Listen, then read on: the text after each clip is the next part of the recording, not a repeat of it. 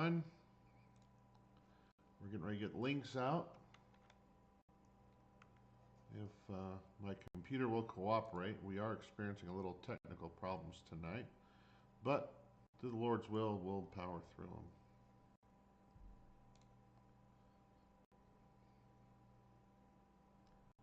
We are going to be going over Acts 26 and 27 tonight.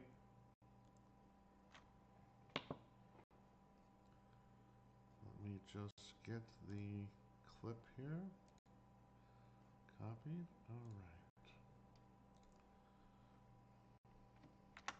We went over 26 a little bit last week and got interrupted because I was on call for my work. That happens about once a month.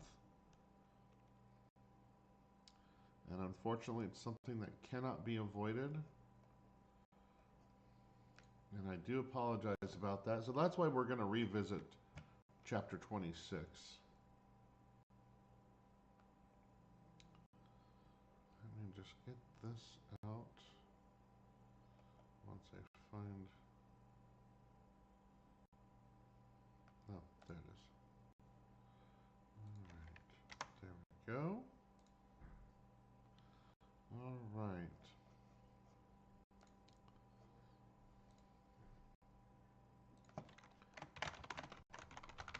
Eventually I'll change the name of the group. I might as well just rename it to a Bible study in Montana, because we're not in Stevensville anymore.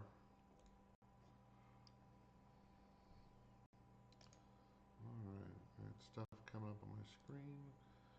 So last week we went over very lightly Acts chapter 26, and I want to get into it a little bit more deeper. But last week the main theme was don't be afraid, no matter what your circumstances are, to share what God has done in your life, to share your testimony as it is. And I am going to touch on that again a little bit tonight, but there's some other things in 26 that I really want to bring out. Excuse me. As you can tell, it's been a long day.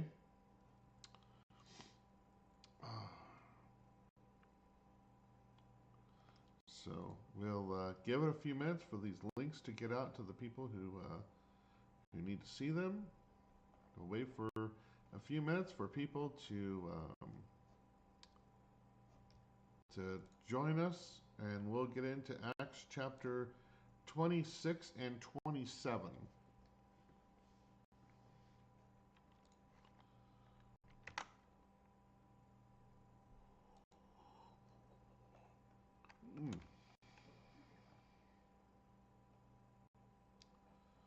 All right, let me head back to here.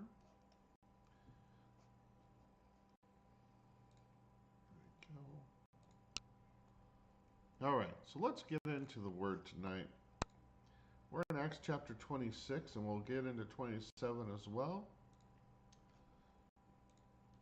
And this is Paul before King Agrippa.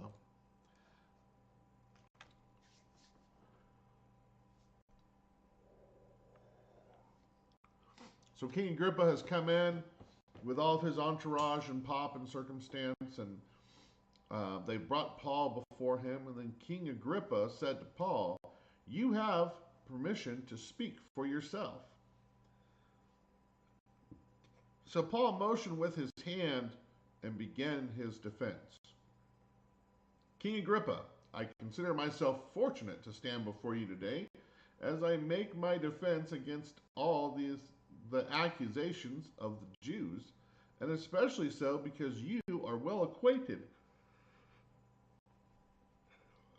with all the Jewish customs and controversies.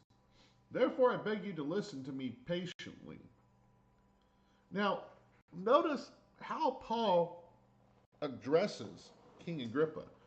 He addresses him with the respect that is due his title.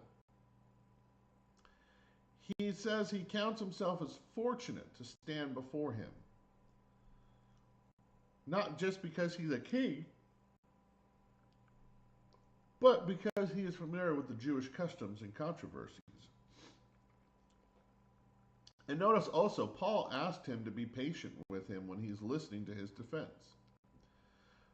Paul continues in verse 4, the Jewish people all know the way I have lived ever since I was a child, from the beginning of my life in my own country and also in Jerusalem.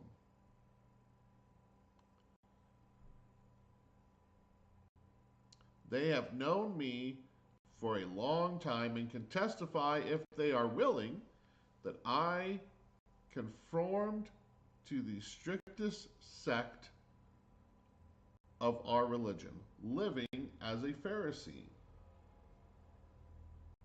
And now it is because of my hope in God, and now it is because of my hope in what God has promised our ancestors that I am on trial today. This is the promise our 12 tribes are hoping to see fulfilled as they earnestly serve God day and night. King Agrippa, it is because of this hope that these Jews are accusing me. Why should any of you consider it incredible that God raises the dead? I too was convinced that I ought to do all that was possible to oppose,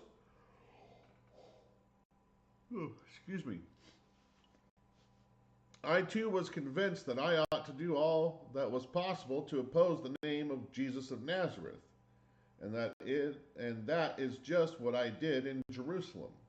On the authority of the chief priest, I put many of the Lord's people in prison, and when they were put to death, I cast my vote against them. Many a time I went from one synagogue to another to have them punished, and I tried to force them to blasphemy. I was so obsessed with persecuting them that I even hunted them down in foreign cities. On one of these journeys, I was going to Damascus with the authority and commission of the chief priest. About noon, King Agrippa, as I was on the road, I saw a light from heaven, brighter than the sun, blazing around me and my companions.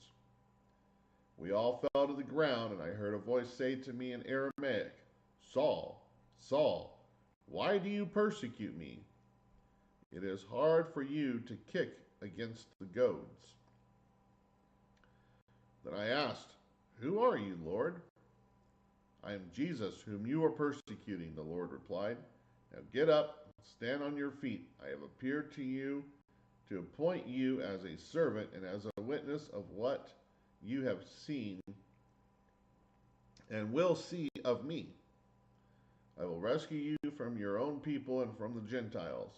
I am sending you to them to open their eyes and turn them from darkness to light and from the power of Satan to God, so that they may receive forgiveness of sins and a place among those who are sanctified by faith in me.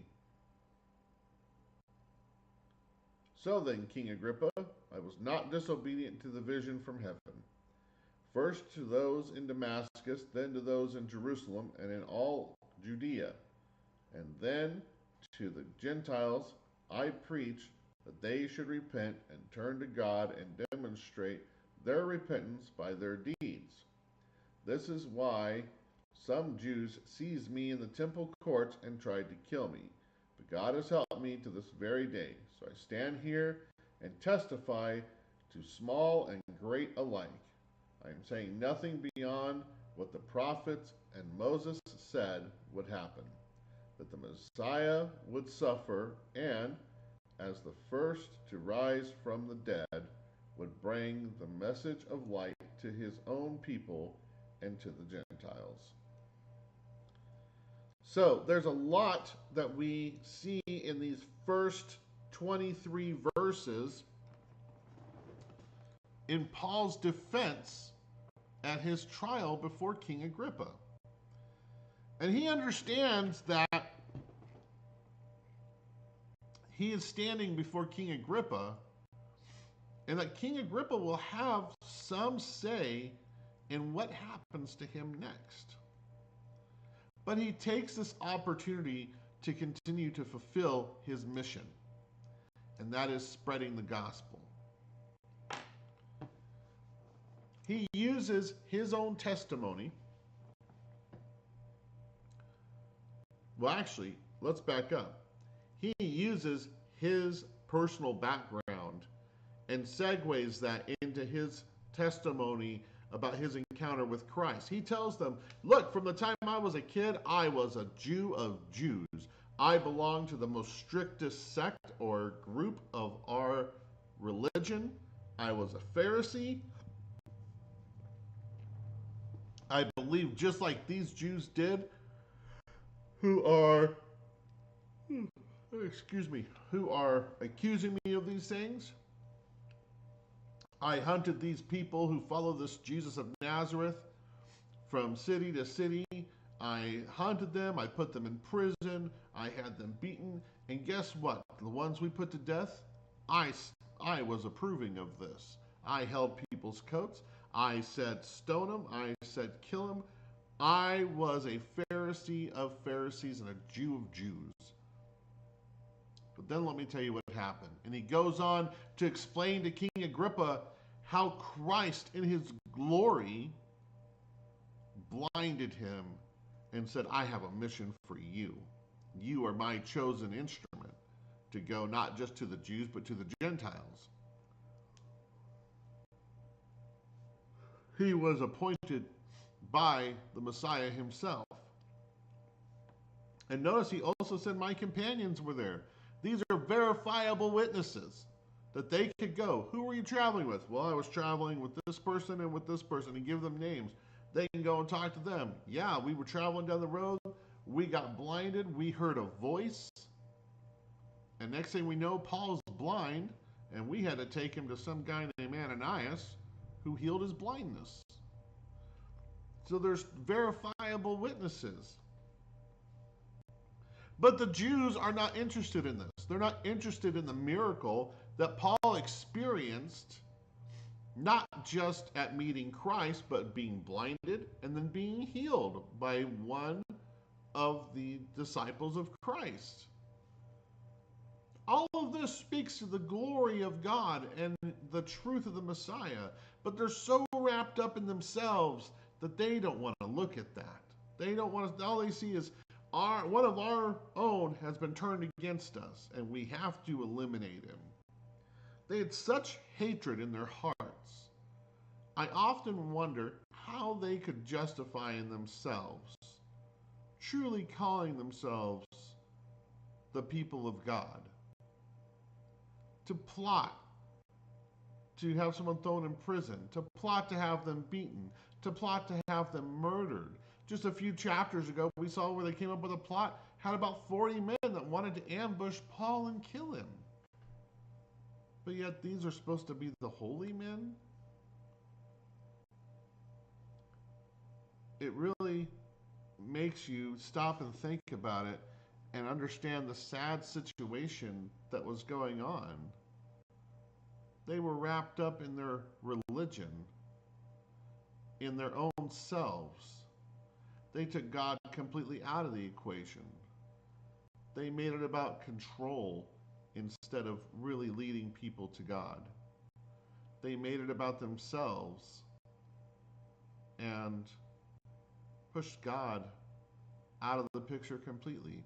They were so blinded by their own ambition that the Messiah himself, who fulfilled all prophecy, walked among them and conversed with them.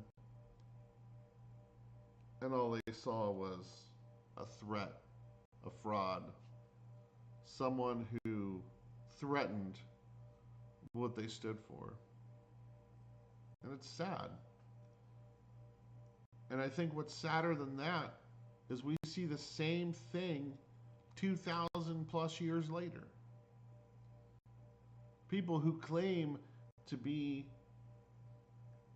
God's people but treat each other with such hate and disdain and act no different than the rest of the people in the world around us. We're supposed to be holy. We're supposed to be set apart from this world. They're supposed to be able to look at us and know there's something different. So Paul has used his testimony in his defense. Now, nothing he is saying up to this point has been false. Paul doesn't need to lie. He's got God on his side. And if he's killed, he knows, I'm going to a better life. It's a win-win for Paul. He either gets to continue his mission or he goes home to glory. It's a win-win. So let's continue on in verse 24.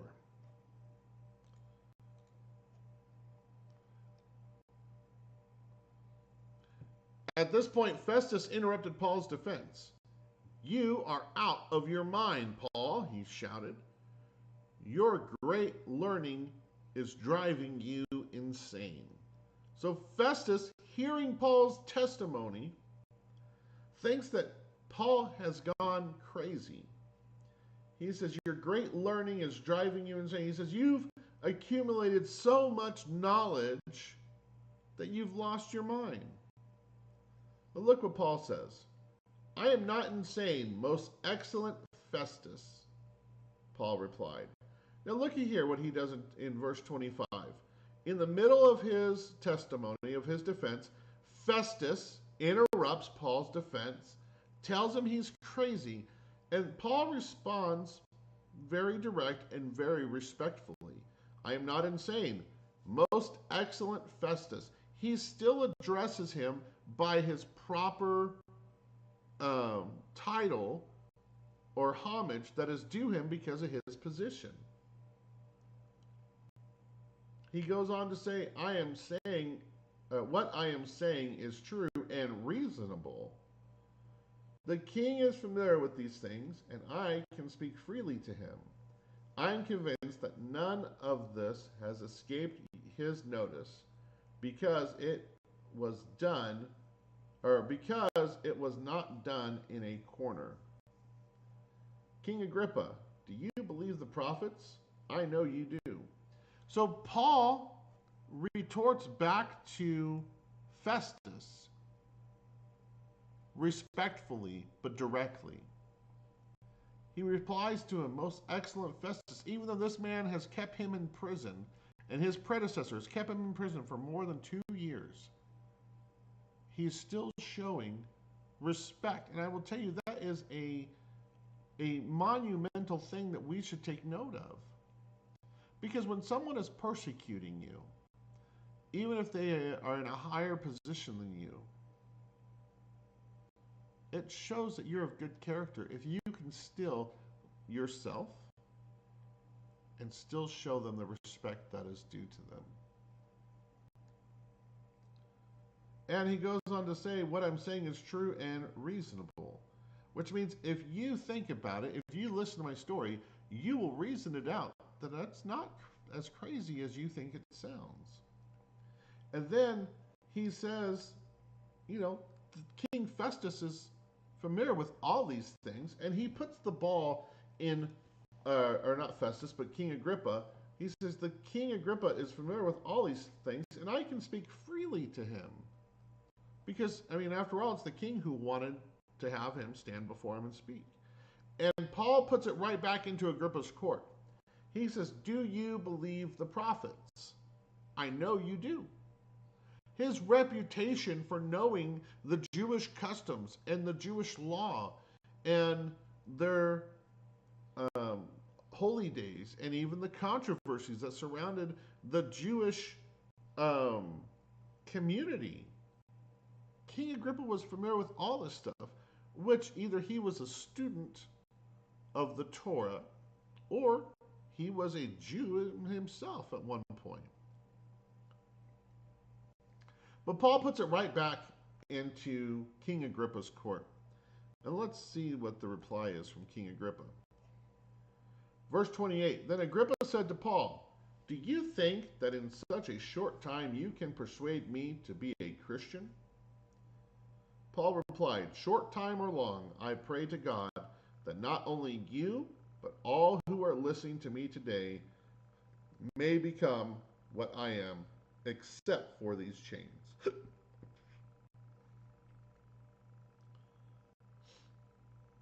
So King Agrippa asked him, he said, "Do you really think you can convert me with such a short speech?" And I love Paul's reply. He's like, "A short time, a long time." My prayer is that God would impact your life. I pray to God that not only you, not just you because you're a king, but all who are listening to me today may become what I am, which is an ambassador, a voice, an instrument of God through Christ to spread the gospel of Christ. He says, I pray that everyone who listens to me today becomes exactly what I am, except for being in these chains. The king rose, and with him the governor and Bernice, and those sitting with them. After they left the room, they began saying to one another, "This man is not doing anything that deserves death or imprisonment." Agrippa said to Festus, "This man could have been set free if he had not appealed to Caesar." So even though Paul may not have persuaded them to follow Christ, they could see that everything Paul was saying was true and that there was no crime that was committed. Agrippa even conferred with Festus and said, "As far as I can see, there's not even a reason to hold him in prison. In fact, you could have set him free today if he had not appealed to go see Caesar." But because Paul made that appeal, that set things in motion. And now that wheel has to roll forward. So let's roll forward into Acts chapter 27. Paul sails for Rome. When it was decided that we should sail for Italy, Paul and some other prisoners were handed over to a centurion named Julius, who belonged to the imperial regiment. We boarded a ship from Adramyttium, about to sail for ports along the coast of the province of Asia, and we put out to sea.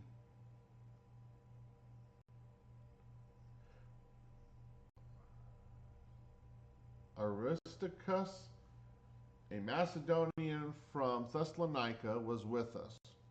The next day we landed in Sidon, and Julius, in kindness to Paul, allowed him to go to his friends so they might provide for his needs. From there we put out to sea again and passed to the lee of Cyprus because the winds were against us. When we had sailed across the open sea off the coast of Sicilia and Pamphylia, we landed at Myra in Lycia. There the centurion found an Alexandrian ship sailing for Italy and put us on board. We made slow headway for many days and had difficulty arriving off Cnidus. When the wind did not allow us to hold our course, we sailed to the lee of Crete, opposite Salmon. We moved along the coast with difficulty and came to a place called Fair Havens, near the town of Lasea. Much time had been lost, and sailing had already become dangerous because by now it was after the Day of Atonement. So Paul warned them, "Men, I can see that our voyage is going to be disastrous and bring great loss to ship and cargo, and to our own lives also." But the centurion, instead of listening to what Paul said, followed the advice of the pilot and of the owner of the ship. Since the harbor was unsuitable to winter in, the majority decided that we should sail on, hoping to reach Phoenix and winter there. This was a harbor in Crete, facing both southwest and northwest. So it is detailing their journey towards Rome. And we can already see that from the writings,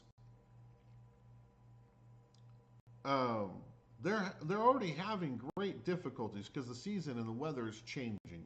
They're not making much time from sailing, and winter's starting to set in. Paul, either because of the weather or because of notion from the Holy Spirit, told them there's going to be disaster that's coming to this ship, and you're going to lose lives and cargo, and it's going to be bad. And he was trying to warn them, but instead of listening to him, they decided to try and push on.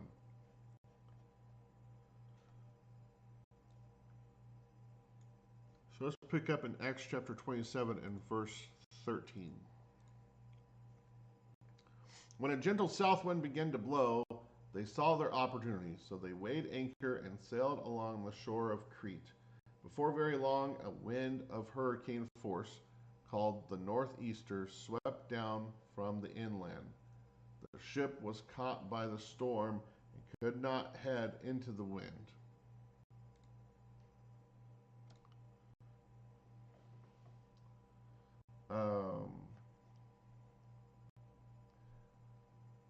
So we gave way to it and were driven along. As we passed to the lee of a small island called Cauda, we were hardly able to make the lifeboat secure, so the men hoisted it aboard. Then they passed ropes under the ship itself to hold it together because they were afraid they would run aground on the sandbars of Syrtis. They lowered the sea anchor and let the ship be driven along. We took such a violent battering from the storm the next day, they began to throw the cargo overboard. On the third day, they threw the ship's tackle overboard with their own hands. When neither sun nor star appeared for many days and the storm continued raging, we finally gave up all hope of being saved. After they had gone a long time without food, Paul stood up before them and said, "Men, you should have taken my advice not to sail from Crete. Then you would have spared yourself this damage and loss. But now I urge you to keep up your courage, because not one of you will be lost, only the ship will be destroyed. Last night an angel of the God to whom I belong and whom I serve stood beside me and said, 'Do not be afraid, Paul. You must stand trial before Caesar, and God has graciously given you the lives of all who sail with you. So keep up your courage, men, for I have faith in God that it will happen just as he told me. Nevertheless, we must run aground on some island.'" So Paul was given a vision. So not only were they caught in a horrific storm that lasted for days and days, but they threw all the cargo overboard and the tackle for which to catch fish with to try and lighten the ship to salvage it. And after they said they'd gone a long time, which so many days without food, by this time, it says that they had given up hope of being saved. They probably think that this is the end. And Paul's given a vision. It says an angel stood next to him last night and told him not to be afraid, and that all the lives of everyone on the ship was given to Paul. And so he gives them this message of, don't be afraid. The God to whom I belong. Notice he didn't say, my God. He said, the God to whom I belong.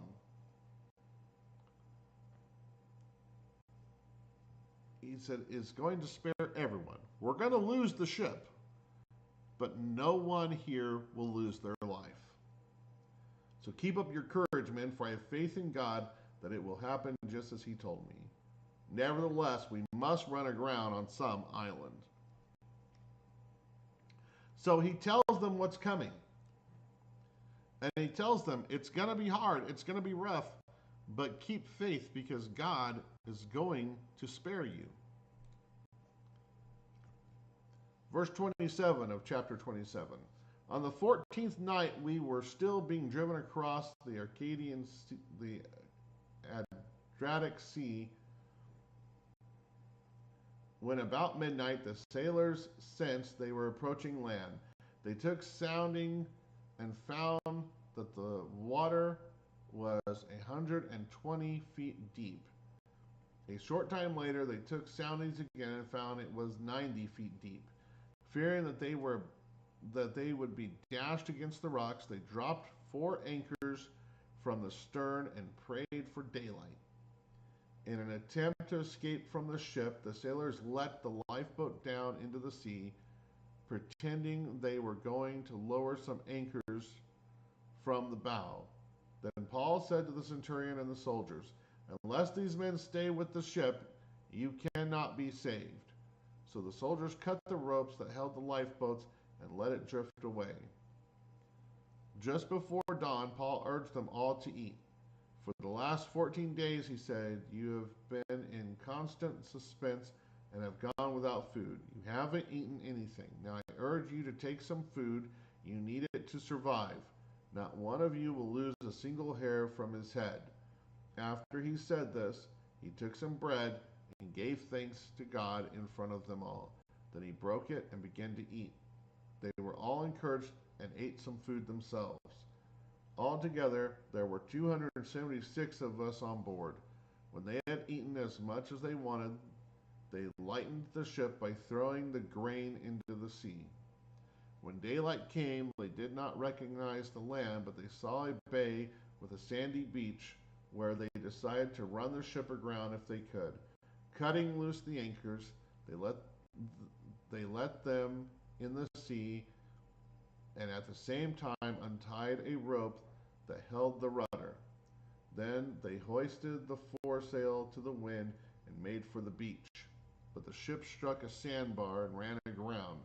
The bow struck fast, the bow struck fast and would not move, and then the stern was broken into pieces by the pounding of the surf. The soldiers planned to kill the prisoners to prevent any of them from swimming away and escaping. But the centurion wanted to spare Paul's life and kept them from carrying out their plan. He ordered those who could swim to jump overboard first and get to land. The rest were to get there on planks or on other pieces of the ship. In this way, everyone reached land safely. So, the Roman soldiers had their orders that in the event that a prisoner could escape, you're to put them to death first. But notice the scriptures said that the centurion stopped that from happening. It also says that everyone reached land safely. Paul didn't lose a single person, just as the angel of the Lord had told him. This was a prophecy fulfilled by God that God had given to these 276 souls when he gave Paul that message through his angel. And God fulfilled his promise. Yeah, they had to go through 14 nights and maybe more of a raging storm. I feel like all hope was lost. Their last bit of food they threw into the sea. They cut their anchors and cut the rope that held the rudder and just left themselves to the wind that God was given to the ship. And everything happened just as God had foretold them through the Apostle Paul. They ran aground, and not a single person was lost. So there's 2 main lessons, at least for me, that I pull out of these 2 chapters. Chapter 26, as I shared last week, no matter what you're facing, don't be afraid to share your testimony. You may not be bound up in prison like Paul. You may not have been in prison for multiple years like Paul was. But you still face different kinds of persecution. And in those times, don't be afraid to share what God has done in your life. And be respectful. Pay respect to those who are in position above you, even if they're the ones persecuting you. Paul had made mention at the very beginning. He said, King Agrippa, he addressed him by his title. I consider myself fortunate to stand before you today as I make my defense against all the accusations of the Jews. He says, I'm fortunate to stand before you. Later on, he refers to Festus as excellent. He says, most excellent Festus. He's paying Festus respect, even though Festus interrupted his defense and called him insane. But through everything that Paul had been through up to this point, he never neglected his mission. He was not afraid to share his testimony. And he had complete faith that God would see him through. Even though these men, in their wisdom, knew Paul had done nothing wrong. God had a plan for Paul's life that Paul was following, and God was directing. Because they even said at the end of 26, there's nothing to hold this man even in prison. He's done nothing wrong.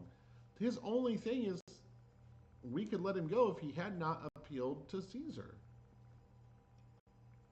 And then verse 27, no matter what you're facing, have faith. God's got you. Even when it looks like the storms are raging around you, and it looks like there's no hope, when everyone else has given up hope, remember the God to whom you belong created the universe, everything in it, including you and me. He knows us so well, he knows every strand of our DNA. He made it himself. He knows every hair on our heads, or in my case on my face, because the hair up top is slowly going away.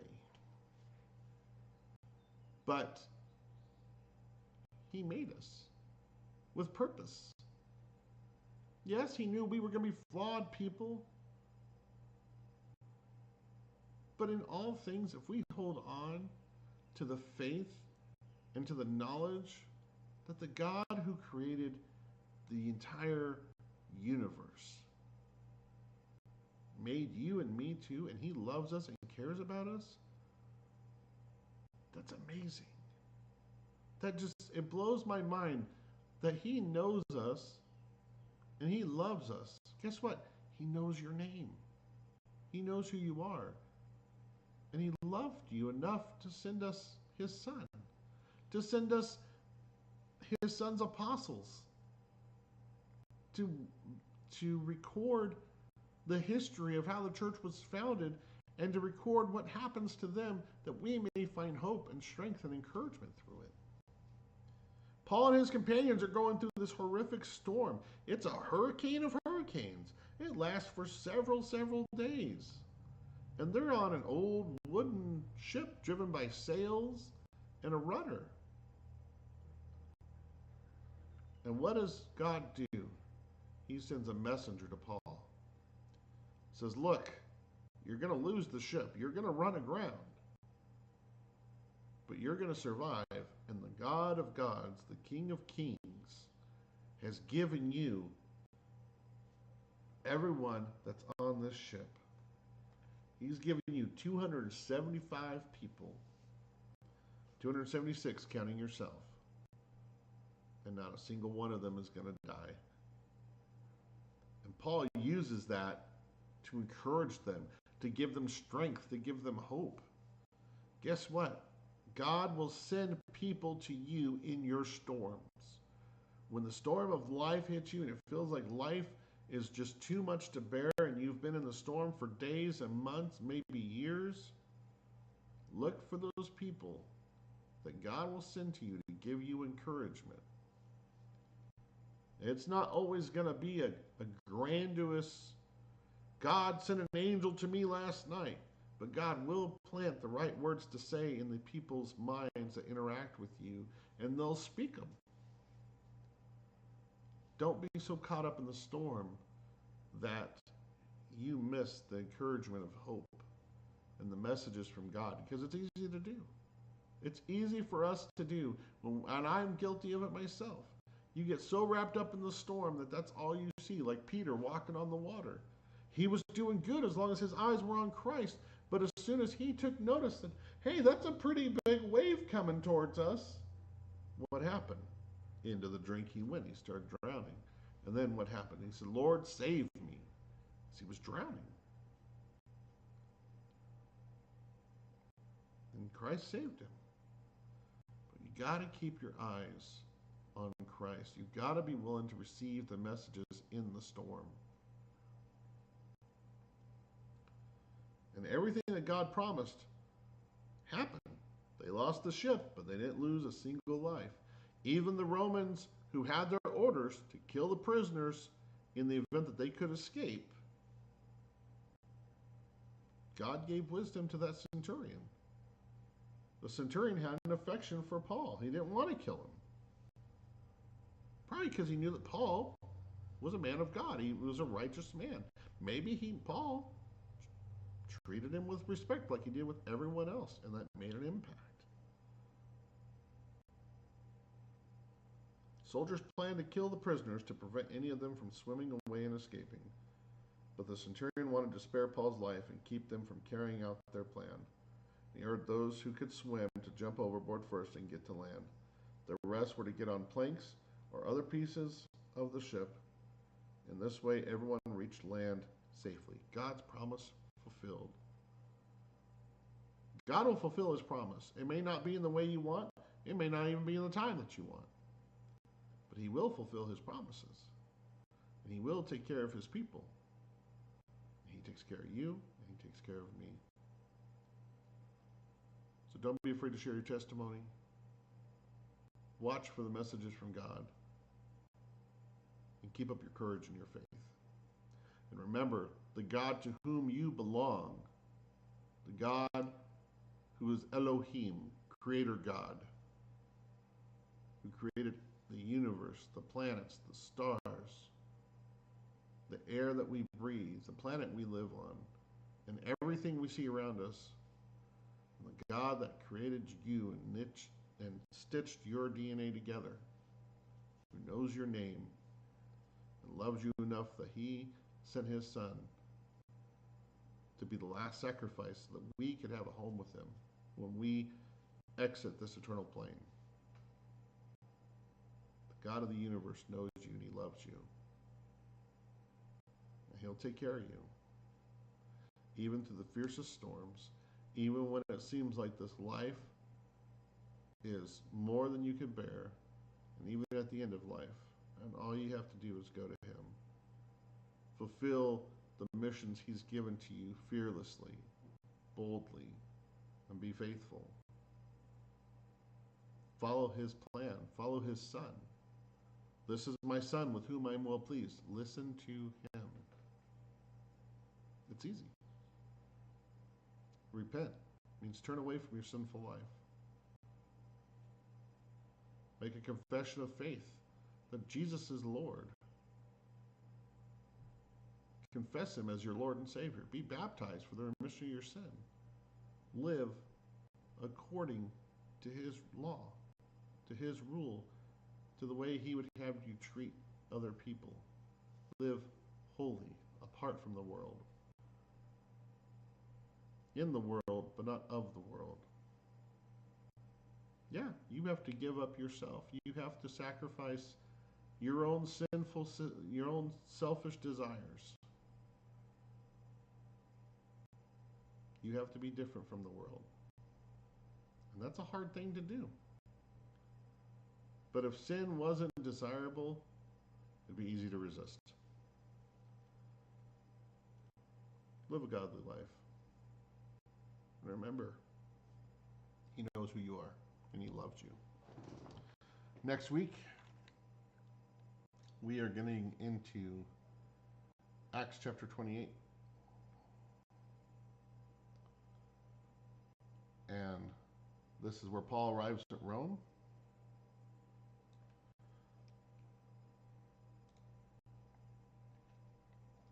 And it is the last chapter in the book of Acts. So, it should be interesting. Since we're coming up on the last chapter of the book of Acts next week, where would you like to go next? What book would you like to study? Or is there a question or a topic that maybe you would like to get into? Let me know. Speaking of questions, Thomas messages. He says, I do have a question, but not over tonight's study. It's over a different verse. Okay. Thomas, feel free to message me if you want, and I'll be happy to discuss that with you. What topics or books of the Bible would you be interested in studying? Going book by book, verse by verse, or chapter by chapter, verse by verse.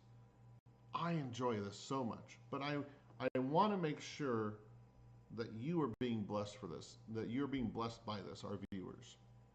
If there's a specific topic that you want to get into, let me know, and we can spend a week or two on it, or maybe even more, depending on how much you really want to get into it. Otherwise, let me know in the comments of the YouTube video or in our Bible study page on Facebook or in the chat group if you're a part of it, where you want to go next. So, until then, thank you for your attendance to this Bible study. As always, I ask that you would like and subscribe to the Bible study page here on YouTube, that you would share this on your timeline and with those you know. It helps get the word out, and helps get the message of God out, and it helps others come to know Christ through our studies. Well, that does it for me. Have a wonderful week, and Lord willing, we'll be back again next week to finish up Acts chapter 28 and the book of Acts. Be blessed, everyone. Good night.